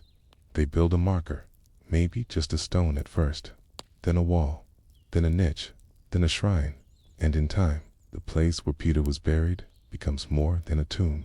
It becomes a direction, a compass, not just the end of his life, but the beginning of something else. Now, let's return to the 20th century. The bones had been found, the walls had been mapped, the shrine had been reconstructed, but the question remained, if these bones belonged to Peter, what was their journey? Why were they not found in the soil beneath the trophy of Gaius, where the original burial was believed to have occurred? Why were they discovered instead in a wall behind the shrine, the Red Wall, as it came to be known? One theory goes like this. When Constantine ordered the construction of the Basilica, his engineers were faced with a problem. The area was a cemetery, uneven and filled with fragile tombs. To level the slope of the Vatican Hill, much of the necropolis had to be cut away. But Constantine had been advised, perhaps by Pope Sylvester himself, of the sacred importance of Peter's burial. So, instead of disturbing it, chose to entomb it. He ordered the construction of a protective marble box over the grave, known now as the Confessio, and had it sealed within the new church's foundation. But perhaps, at some point during this chaotic construction, the original bones were moved, carefully, secretly, and placed in the red wall, wrapped in purple and gold cloth. Fragments arranged within a niche to protect them, to honor them, or perhaps to hide them. Because even in the 4th century, relics were powerful. They could draw pilgrims, or thieves, or rival factions within the church by hiding the bones, even behind layers of plaster and brick. The early custodians of St. Peter's memory may have done what they thought was safest, not for themselves, but for the church too. Protect its origin from ambition. Later centuries would forget this act. Medieval builders constructed altars upon altars, never knowing what lay buried beneath. Renaissance artists sketched new domes, Baroque sculptors chiseled marble cherubs and clouds. But beneath it all, beneath the layers of history and sanctity, the remains sat untouched, unmarked, and eventually unknown, until that quiet day in 1941, when a niche in the red wall gave up its secret. Margherita Garducci's role became central here. She studied the graffiti on the wall, not just the famous Petrosini, but dozens of overlapping scratches, layered over generations. Some bore names, others bore prayers. Many invoked Peter directly. Peter, pray for the holy man buried near you. Help me, Peter. This, Garducci believed, was the earliest epigraphic confirmation of Peter's resting place. No single inscription stated, Peter is buried here, but the accumulation of devotion told its own story. Faith leaves traces, even if it doesn't leave names. There were objections. Skeptics questioned Garducci's interpretations. Some accused the Vatican of confirmation bias. Others pointed to the lack of a skull. Peter's head was long claimed to rest elsewhere, in the Lateran Basilica, or the uncertain dating of the bones. But in 1968, Pope Paul VI made his declaration. The bones, he said, convince us they are Peter's. He did not declare it dogma. He did not command belief, but the statement was enough. The relics were enclosed in a bronze case and returned to their place behind the wall in the shrine beneath the papal altar. The journey had ended or resumed in silence. Now, when you visit St. Peter's Basilica today, you might stand in front of Bernini's towering baldacchino, that massive bronze canopy that marks the high altar. It is beautiful, majestic, dramatic, but beneath it, down through layers of marble, brick, soil, and faith, lies something quieter, A small box, a handful of bones, a silence deeper than stone. The Vatican rarely discusses them now. They are not displayed. They are not proven by any scientific standard to be Peter's. But every pope has celebrated Mass at that altar, knowing what lies beneath. And perhaps that is the point. Not whether the bones are authentic, but what they mean. They are not the cornerstone of a church. They are its root. They remind us that the church did not begin in gold. It began in blood, in burial, in the humble hope that someone's death was not the end. So, who was buried under St. Peter's throne? A fisherman, a martyr, a symbol, or maybe someone entirely unknown, a Christian whose name we will never recover. But whoever they were, their grave became the seed of one of the world's most enduring institutions, not by proclamation, not by proof, but by presence. And isn't that how history often works? Not through the loudest voices, but through what endures. A shrine beneath a shrine, a name scratched into plaster, a bone sealed behind brick, a throne built over a tomb, a mystery that never really ends. The reluctant saint of the Index Librorum Prohibitorum Vatican Library is not open to the public. It is not, as many imagine, a candlelit labyrinth of dusty scrolls guarded by robed monks. Though at times it might feel like one, it is housed in a tidy, modern building nestled within Vatican City, with clean white floors, electronic catalogs, and climate-controlled chambers. But buried beneath all this efficiency lies something older, something less orderly. Vaults, shelves that go on endlessly, pressed against walls, thick with secrets. Books you will never see, manuscripts wrapped in silence. Among them, for many years, sat a name that caused deep discomfort. He was not a heretic. He was not a Protestant. He was, in fact, a priest. But he was never canonized. And for centuries, his work was forbidden, even though his body, or what was believed to be his body, rested in the very heart of Rome. This is the story of Origen of Alexandria. Origen was born in the late 2nd century, around the year 184 AD, in the bustling city of Alexandria, Egypt.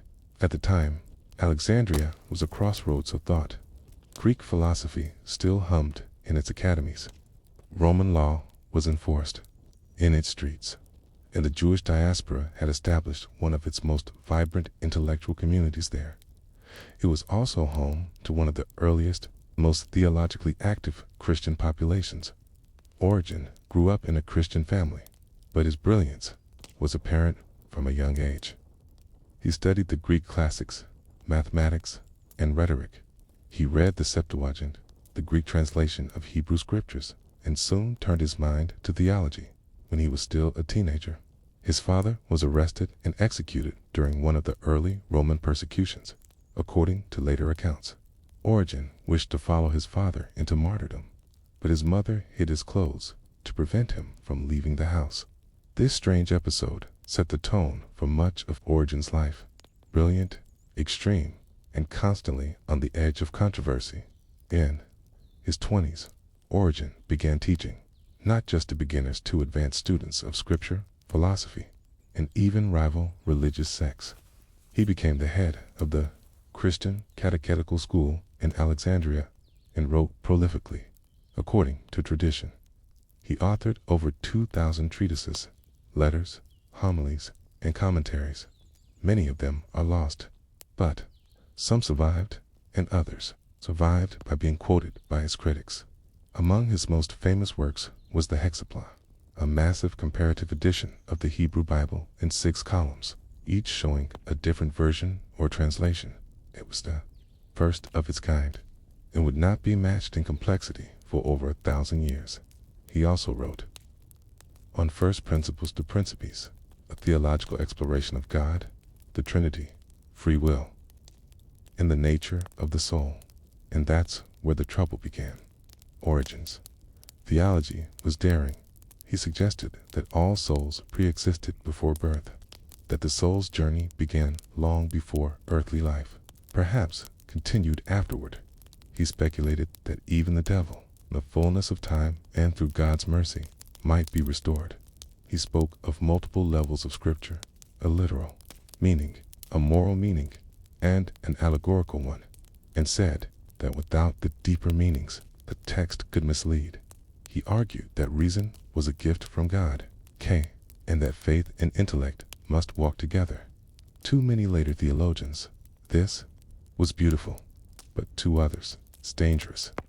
In a world where doctrine was still forming, where the line between orthodoxy and heresy was razor thin, Origen was walking a tightrope. He never fell completely, but those who came after him would argue over whether he had crossed it. Origen's personal life was no less extreme, according to one account. Though it is debated, he had himself castrated, a literal interpretation of Matthew 19:12. There are those who have made themselves eunuchs for the sake of the kingdom of heaven. Later church authorities would reject this act as misguided, but it reflected Origen's intense asceticism, a desire to discipline the body, to purify thought, to reach beyond the flesh. He lived modestly, walked barefoot, ate little, slept rarely. He wrote by candlelight, debated by day, prayed constantly. He was not trying to be a saint. He was trying to understand God. And sometimes, in doing so, he ventured into territory the church had not yet mapped. By the mid-3rd century, tensions in Alexandria, both theological and political, lead Origen to leave. He traveled to Caesarea in Palestine, where he continued teaching and writing, but controversy followed. His ordination was disputed. His writings were questioned. Eventually, a synod in Alexandria condemned him, since his name began to appear on lists of problematic thinkers, even though many of his ideas would later influence mainstream doctrine. Origen died in the early 250s, likely as a result of torture suffered during the Decian persecution. He never renounced his faith, never recanted his ideas. He died quietly, but his ideas did not. They kept speaking through his students, through his pages, through the whisper of texts copied and recopied in monastic scriptoria across Europe. Then came the 6th century. The Emperor Justinian, ruling from Constantinople, grew concerned about the theological disputes Origen's ideas had sparked in 543 AD. Local synod condemned his writings. In 553 AD, at the Second Council of Constantinople, his name was further anathematized, not because of what he had done, but because of what others had done with his ideas. Origen was now, officially, a problem, not forgotten, but buried. And yet, in monasteries, his commentaries on scripture remained widely read in scholastic circles. His theological method, the search for allegory and meaning, continued to shape Christian thought. Even those who rejected his ideas often used his questions. He had become part of the DNA of the church, even if the church did not wish to admit it. In the centuries that followed, Origen's name hovered in limbo, not canonized, not excommunicated, neither saint nor heretic, just called to the index of forbidden books, the Index Librorum Prohibitorum. Some of his writings were banned, others were silently tolerated. His name was taught in theology classrooms, but always with caution. And yet, people continued to ask, where was he buried? Where was the man whose ideas had wandered too far, whose mind had sparked counsels and condemnations, whose influence could not be fully erased? Tradition, old but faint, suggested that Origen's remains had been brought from Caesarea to Tyre, and from there, perhaps, to Rome by the medieval period. Some pilgrims whispered that his bones rested not in shame, but in honor, in a quiet chapel, in a forgotten corner, inside the walls of a city that never quite forgave him, but never fully let him go. Could it be true? Could the church have buried the body of the man it would not canonize? Would it place the relics of a theological outcast under its very floor? And if so, why? Was it regret, respect, or simply the knowledge that sometimes those who stretch the edges of faith do so because they believe it can hold? And so we are left with a paradox. The man the church could not canonize, the mind it tried to silence, might be resting closer to the heart of Christianity than we know. The long silence and the uneasy memory let us return to Rome, beneath the swirling marbles and gilded edges of St. Peter's Basilica. Quiet geography hides beneath your feet, vaults, tombs, walls that predate the Vatican itself. Time, built layer by layer to understand the rumors, the whispers that Origen's body might rest under the throne of St. Peter. We must first understand what lies below that throne, and how it came to be. In the early 4th century, Constantine the Great, newly converted, newly triumphant, ordered a basilica to be built over what was believed to be the tomb of St. Peter. But building on Vatican Hill was not easy. The site had once been a Roman necropolis, a city of the dead outside the ancient city walls. To raise a basilica there meant leveling ground, building terraces, covering tombs, and in the process, dozens of bodies were moved. Some were reburied nearby. Others were simply built over, walled into silence. Some had names, others did not. It was, as one archaeologist called it, a puzzle made of bones and bricks. And in that quiet puzzle, the memory of Origen may have been hidden. In 1940-something, extraordinary happened.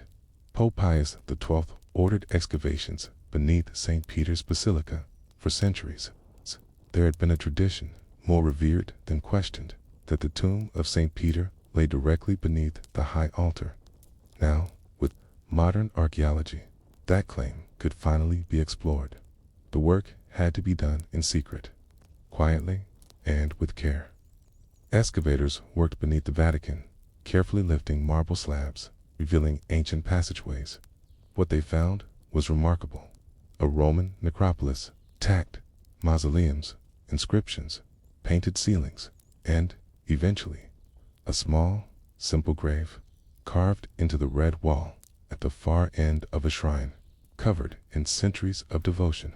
Bones were found nearby, carefully wrapped, set apart. The Vatican would later announce that they were likely those of St. Peter. But the dig revealed something else. To dot other graves, other names, not all, were clear. Some were lost to erosion. Others had been deliberately scraped away in one section. The name Origenes was reportedly found, faint, worn, but legible. Was it the Origen, or another man with the same name?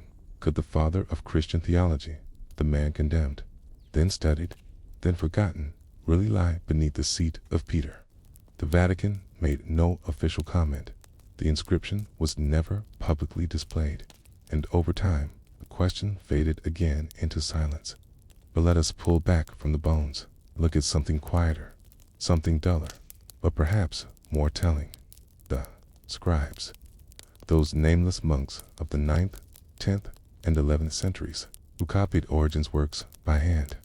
Some of these scribes lived in monasteries that officially banned Origen's name, and yet his commentaries on scripture remained in use in the Abbey of St. Gall in modern Switzerland.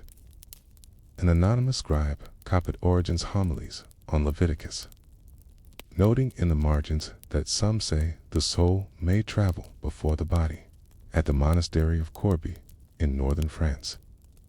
A 10th century manuscript records a theological debate echoing Origen's model of allegorical reading without ever mentioning his name. It was as if the church wanted the fruit, but not the tree, the method, but not the man. And so Origen was passed like a shadow from margin to margin, from shelf to shelf, always present, never named, a ghost in the library, centuries passed. And then came the Renaissance, a time of rediscovery, of translation, of dangerous curiosity. Humanists began hunting for the ancient texts lost during the Middle Ages, and among them, the works of Origen surfaced again in Greek, in Latin, in fragments. In 1512, Erasmus of Rotterdam, the brilliant scholar and quiet reformer, published new editions of early church fathers. He praised Origen for his intellect while cautioning readers about his errors. But the dam had cracked in the decades that followed. Origen's ideas re-entered European theological debate, not as doctrine, but as provocations. Then came the Reformation. Luther, Calvin, Zwingli, each man, his own way, fought over the meaning of Scripture, and many reached back not just to Augustine or Aquinas, but to the earliest voices, including Origen. Luther disliked Origen's mysticism. Calvin admired his rigor. Others saw in him a more biblical theologian than the scholastics of the late Middle Ages for the Catholic Church, already reeling from revolt. This was a crisis, and in 1564, the Index Librorum Prohibitorum, the Index of Forbidden Books, was formalized. Among its early entries, various works by Origen. Not all, not outright, but enough to dim his legacy once more. Origen, once again, was placed beneath the floorboards. And yet, in the Jesuit colleges of Spain, young seminarians studied his scriptural methods. Steve France, Madame Guyon, a mystic writer, quoted Origen's allegories. Though she did not name him in Italy, artists illustrated moments from his commentaries. Strange half-life, public denial, private influence. By the 19th century, theology shifted again toward historical criticism, toward archaeology, toward scientific study. Origen began to be reassessed. Modern scholars read him not as a dogmatic theologian, but as a seeker, a man working within the limits of his age, trying to make sense of an infinite God with finite tools. Even Pope Benedict XVI, then Joseph Ratzinger, once delivered a series of lectures on Origen, prizing his depth and influence. Still, no canonization. Still, no formal pardon. Still, silence about the inscription beneath the Basilica. Was it caution, politics, or simply the Church's way of preserving mystery? Today, Origen remains a question. His writings are studied in seminaries. His influence is acknowledged in footnotes, but his name is still rarely spoken from the pulpit. His grave, if it exists in Rome at all, is unmarked. And yet, in a strange way, Origen has endured. Not as a saint, not as a martyr, but as something older, quieter, a thread running through the centuries, often invisible, binding thinkers who search too deeply, who ask questions without answers, who believed that even if they were not canonized, they could still be heard. And so, the question remains, if Origen lies buried beneath St. Peter's throne, what does it mean? Is it a secret apology, a quiet restoration, or simply a coincidence, a name in stone, like so many others? And if it is not him, then where does the legacy of a man go when both his body and his ideas are too difficult to bury? The legacy buried in silence. Let's begin with the footsteps slow, not in the pages of a grand theological debate, not under frescoed ceilings or inside candlelit basilicas, but in the quiet corners of libraries, shelves thick with dust, margins thick with doubt. This is where Origen lived longest, not in golden halos above altarpieces, but in the quiet hands of scribes, the gentle copyists of monastic Europe, who were told not to read him, yet wrote him down again anyway. Not because they rebelled, because something in his work still breathed, because in a time when the soul was weighed and measured like barley, Origen offered something unsettling, that perhaps not everything sacred had been said yet, that even holiness had depth beyond the altar rail. In 2001, the Vatican published a surprising statement. It was quiet, almost a footnote, but it caught the eye of scholars. The International Theological Commission, in reviewing Christian doctrine across centuries, referred to Origen as one of the great teachers of the faith. It's the same man who had once been condemned for saying that Christ would eventually redeem even the devil. No canonization, no ceremony, just the quiet placing of a name back where it had always belonged, among the seekers, the thinkers, the forgotten architects of belief. But to truly understand why Origen's case remains so powerful, you need to understand how sainthood works. It is not a matter of brilliance, okay? It is not a matter of impact. It is not even always a matter of holiness, okay? In the way you might expect to be canonized is to be seen as useful, instructive, safe. Saints are held up like lanterns, beacons for the faithful, but Origen was a fire, and you cannot hang fire from the rafters. You cannot place it in stained glass and tell people to look without blinking. So instead, he was buried, maybe not literally under St. Peter's throne, but spiritually, politically, academically, and, for centuries, that was enough. But ideas, as Origen himself believed, are not corpses. They are seeds, and seeds do not stay buried. In the 20th century, as psychology emerged and scriptural interpretation entered a more symbolic, even therapeutic phase, scholars began to revisit Origen's insights into the soul. He had spoken hundreds of years before about the inner life. He had said that scripture was layered, that its surface meaning was for children, okay?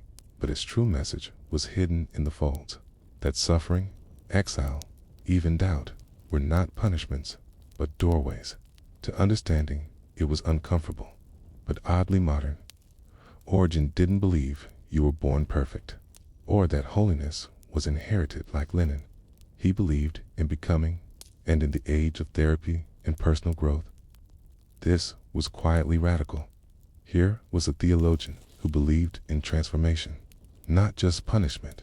And in an odd twist of irony, the modern church, so careful, so structured, found itself drawn back to him, cautiously, politely, and still, without naming him a saint. Let's return for a moment to St. Peter's Basilica, to that vast, queuing vault of gold and marble, where the whispers of history move slower than incense. Somewhere under the altar, under the layered walls of Constantine's builders, under the small Roman tombs forgotten by time, a name once carved origines has vanished again. Maybe it was erased. Maybe it was never fully there. Maybe it was someone else entirely. But the idea remains that beneath the most celebrated throne in Christendom lies the story of the one man the church could never fully erase, because he was too faithful to ban, too bold to canonize. We tend to think of sainthood as a matter of miracles, of visions, of relics. But Origen had none. What he left was harder to measure. A method of thinking, a model of reading, a theology of becoming. In a world where faith was often about knowing, he believed holiness began with not knowing, with questions, with shadows, and that was dangerous. Still is. There's a quiet moment in Origen's commentary on John, written sometime in the early 3rd century. He's explaining the Gospel's strange sequence, why Jesus speaks of light, then of water, then of bread.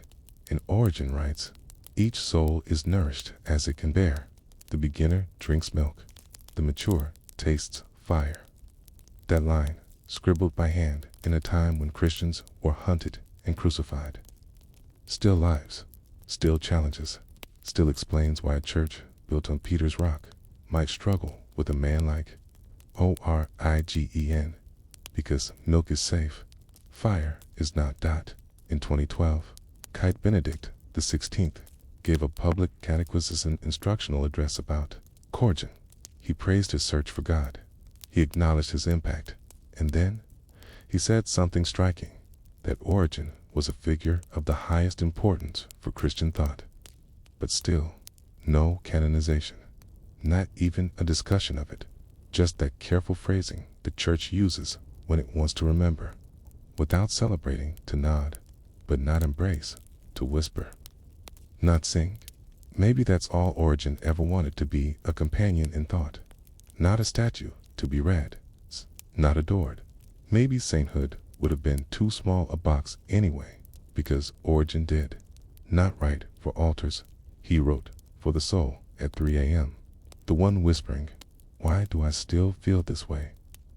The one who had prayed and waited and still didn't understand. He offered not comfort, cup, but companionship, a hand in the dark. And perhaps that is why he remains dangerous, why he remains buried, because truth that walks beside you is harder to control than truth that sits on a pedestal.